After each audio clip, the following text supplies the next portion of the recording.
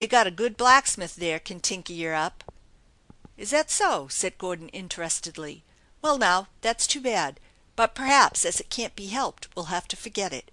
What's the next town on ahead, and how far?" "Sugar Grove's 2 mile further on, and Milton's 5. They've got a garage and a restaurant to Milton, but that's only since the railroad built a junction there." "Has any one here a conveyance I could hire to take us to Milton?" questioned Gordon, looking anxiously about the indolent group. "I wouldn't want to drive to Milton for less than $5," declared a lazy youth after a suitable pause. "Very well," said Gordon. "How soon can you be ready, and what sort of a rig have you? Will it be comfortable for the lady?" The youth eyed the graceful woman in her dainty city dress scornfully.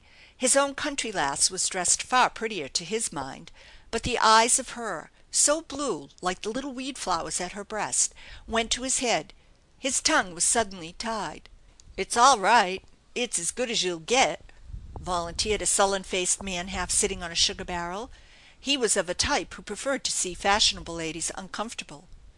The youth departed for his team, and after some enquiries Gordon found that he might be able to persuade the owner of the tiny white colonial cottage across the street to prepare a snack for himself and his companion; so they went across the street and waited 15 minutes in a dank little haircloth parlor adorned in funeral wreaths and knit tidies, for a delicious breakfast of poached eggs, coffee, homemade bread, butter like roses, and a comb of amber honey.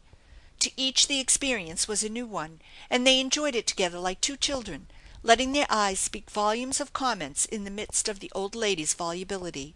Unconsciously, by their experiences, they were being brought into sympathy with each other. The rig, when it arrived at the door, driven by the blushing youth, proved to be a high spring wagon with 2 seats.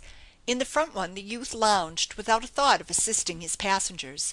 Gordon swung the baggage up, and then lifted the girl into the back seat, himself taking the place beside her and planting a firm hand and arm behind the backless seat that she might feel more secure.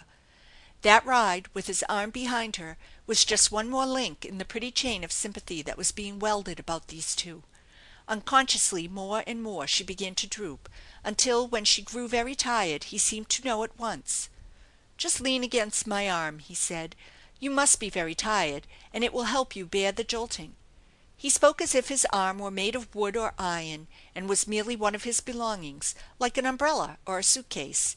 He made it seem quite the natural thing for her to lean against him. If he had claimed it as her right and privilege as wife, she would have recoiled from him for recalling to her the hated relation, and would have sat straight as a beanpole the rest of the way. But, as it was, she sank back a trifle deprecatingly, and realized that it was a great help.